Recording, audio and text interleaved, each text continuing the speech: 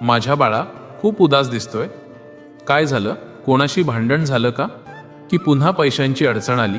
आज तुला वाटतंय ना की आपलं कोणीच नाही, आपण अगदी एकटे पडलोय. पण वेड्या, एकदा माझ्याकडे बघ, मी आहे ना. आज तू हा व्हिडिओ बघतोयस, हे तुला वाटतंय की सहज झालंय? नाही रे, मीच तुला इथे खेचून आणलंय. मला तुझ्याशी थोडं निवांत बोलायचं होतं.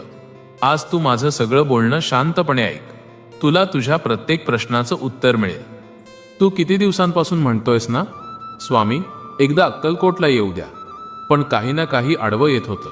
कधी पैसे नव्हते, तर कधी घरची कामं. तुला वाटतंय की तू येऊ शकला नाहीस, पण खरं सांगू, मीच तुला थांबवून धरलं होतं. कारण मला माहिती होतं की तुला कधी बोलवायचं. आणि आता ती वेळ आली आहे.